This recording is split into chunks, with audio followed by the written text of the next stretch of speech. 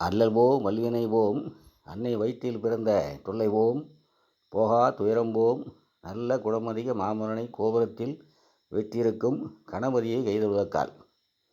முதலில் விநாயகப் பெருமானை வணங்கி கொண்டு எனது குருமார்களையும் வணங்கி கொண்டு ஆஸ்ட்ரோ டிவி எஸ்எஸ் மணியன் நேயர்களுக்கும் ஆதரவாளர்களுக்கும் மற்றும் ஜோதிட நண்பர்களுக்கும் வணக்கத்தை தெரிவித்துக் கொள்கிறேன். எல்லோரும் நலமாக இருக்க எல்லாமல்ல இறைவனை வேண்டிக் கொள்கின்றேன். இப்போது நாம் பார்க்க போவதை முன்னாள் முதலமைச்சர் கலைஞர் கருணாநிதி அவர்களின் மகனும் தமிழக இந்நாள் முதலமைச்சருமாகிய மாண்புமிகு மு.க. ஸ்டாலின் அவர்கள் ஜாதகத்தில் ராஜயோகத்தை தரக்கூடிய கிரகங்கள் எப்படி அமைந்திருக்கின்றன என்பதை பார்ப்போம். மாண்புமிகு மு.க. ஸ்டாலின் அவர்கள் 1/3/1953 அன்று சென்னையில் பிறந்துள்ளார். சில முக்கிய தலைவர்களின் நேரத்தை குறிப்பிடுவது வழக்கமில்லை என்பதால் நேரத்தை குறிப்பிடவில்லை.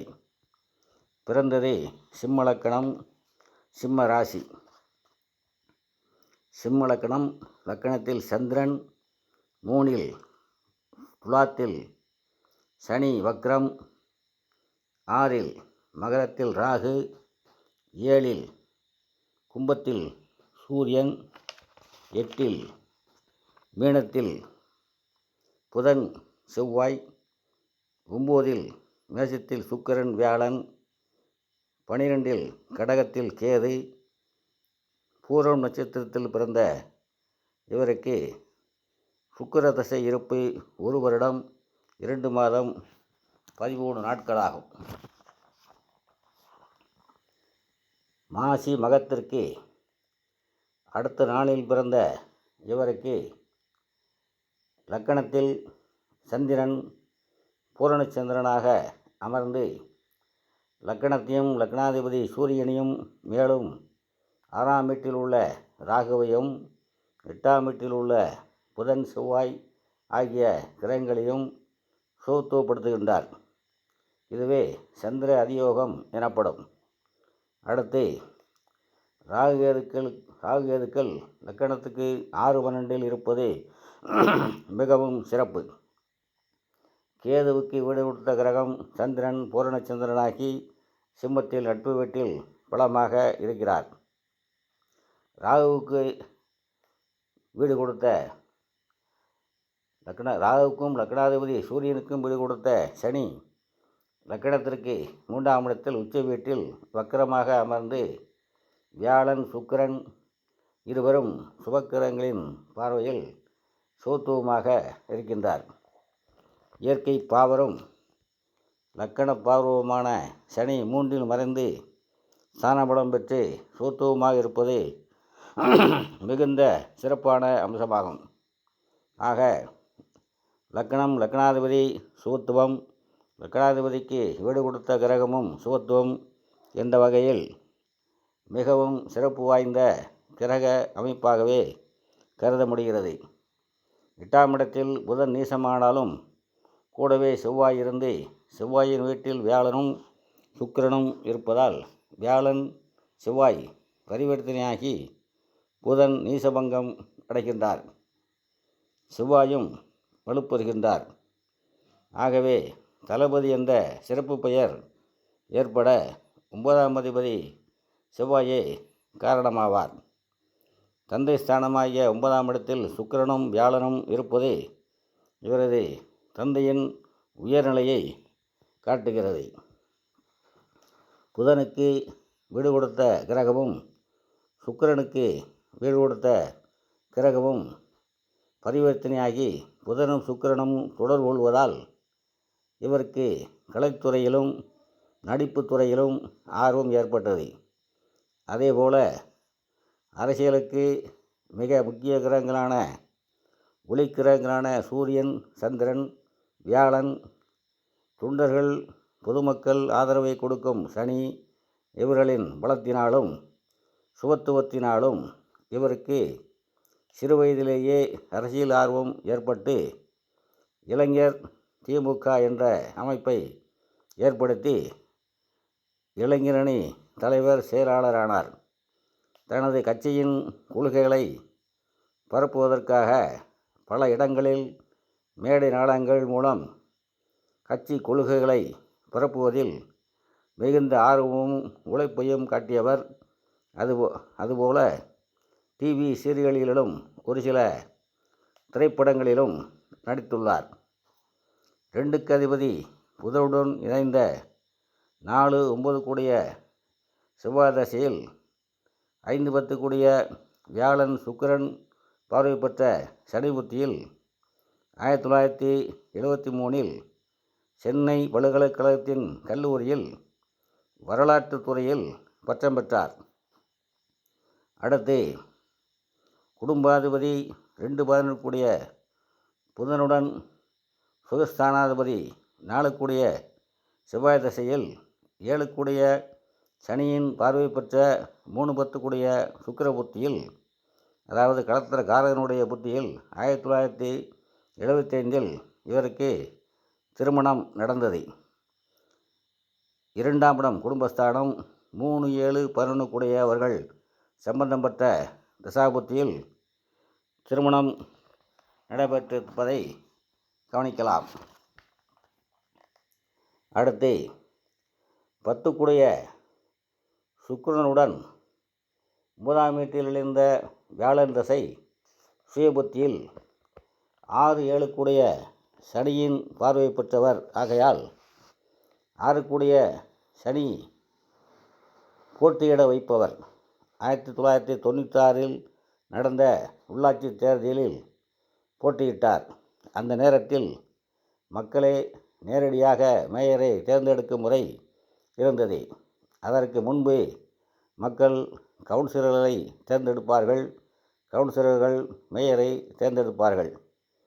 மக்கள் செல்வாக்கை குறிக்கும் சூத்துவமான சனியின் பார்வையில் உள்ள வியாழனும் சுக்கிரனும் மாண்புமிகு திரு ஸ்டாலின் அவர்களை சென்னை மாநகராட்சியின் 37வது மேயராக அமரச் செய்தார்கள். 1996 முதல் 2002 வரை சென்னை மாநகர மேயராக பதவி வகித்தார்கள். திரு ஸ்டாலின் அவர்கள் 13/5/2006 உள்ளாட்சித்துறை அமைச்சர் ஆனார். அப்போது அவருக்கு 10 கூடிய சுக்கிரனோடு சம்பந்தப்பட்ட வியாழன் தசையில் 10க்கு 10 ஆகிய லக்கணத்துக்கு 7ஆம் இடத்தில் அமர்ந்த லக்கணாதிபதி சூரியனின் புத்தி நடந்து கொண்டிருந்தது. அடுத்து வியாழ தசையில் 10க்கு 9ஆம் இடமாகிய மகரத்தில் நின்ற ராகு புத்தியில் முதலாவது துணை முதல்வராக பதவி உயர்வு அடைந்தார். பதவி உயர்வை தரக்கூடிய 11ஆம் அதிபதி புதனின் வீட்டில் அம்சத்தில் ராகு இருப்பதும், தசாநாதன் வியாழனும் புதனும் பரிவர்த்தனை மூலம் தொடர்பு கொள்வதாலும் இந்த பதவி உயர்வு கிடைத்தது என்று கூறலாம். 14/11/2011 வரை வியாழ திசை ராகு புத்தி நடந்துள்ளது.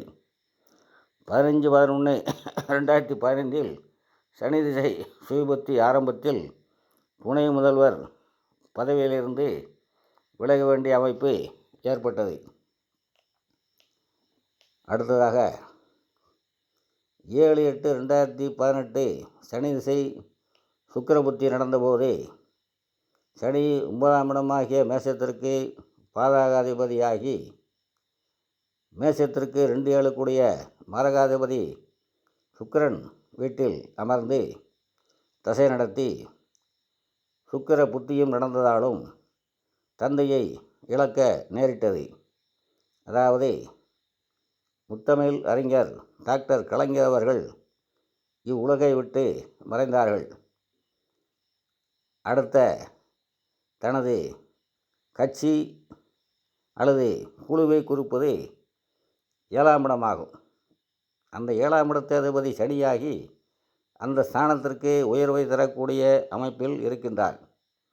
அடுத்ததாக 7ஆம் இடமாய கும்பத்திற்கு புத்திரநாதன் சுக்கிரன் 4-9 கூடிய சுபராகிறார் என்பதால் 28/8/2018 திராவிட முன்னேற்றக் கழக தலைவராக மாண்புமிகு மு.க. ஸ்டாலின் அவர்கள் ஏற்றார்கள். இதுவே பாவத்பாவக முறையில் பலன் காண்பது என்பது.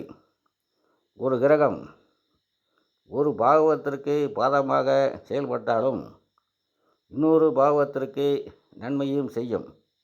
ஆகவே தசாபுத்தியில் எந்த பாவத்திற்கு நல்லது செய்யும், எந்த பாவத்திற்கு கெட்டது செய்யும் என்பதை அறிந்து கொள்ள முடியும்.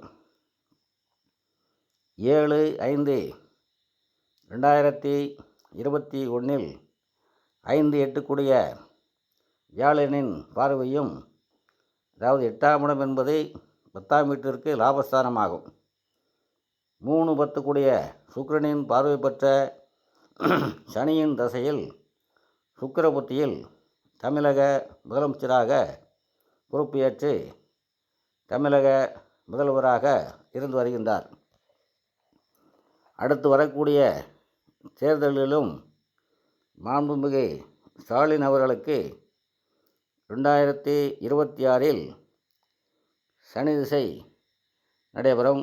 சனியின் வீட்டில் ராகு இருப்பதாலும் வீடு கொடுத்தவன் உச்சம் என்பதாலும் சாரம் கொடுத்த சந்திரன் பௌர்ணமி சந்திரனாகி, அதாவது சனி திசையில் ராகு ஊட்டி நடைபெறும் 2026.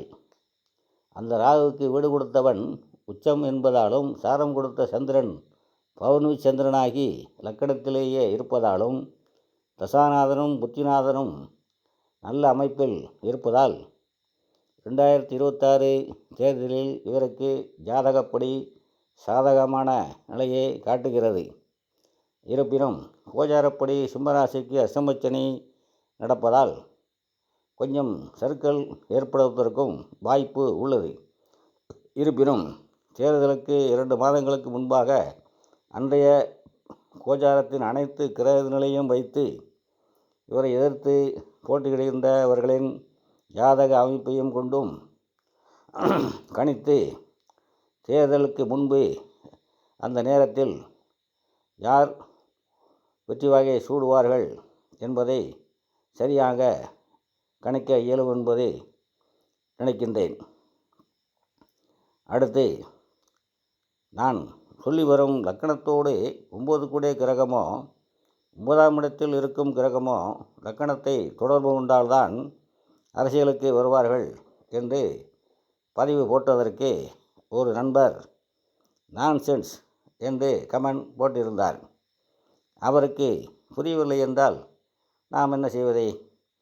எதற்கு சொல்கிறேன் என்றால், திரு மு.க. ஸ்டாலின் அவர்கள் ஜாதகத்திலும் 9ஆம் இடத்தில் நின்ற வியாழன் லக்கணத்தை பார்த்து லக்கணத்தோடு தொடர்பு கொள்கின்றார். ஆக லக்கணமும் 9ஆம் இடமும் கனெக்ட் ஆகிறது. லக்னாதிபதியும் 9 கூடிய கிரகமும் ஒன்று சேர்ந்திருக்கலாம்.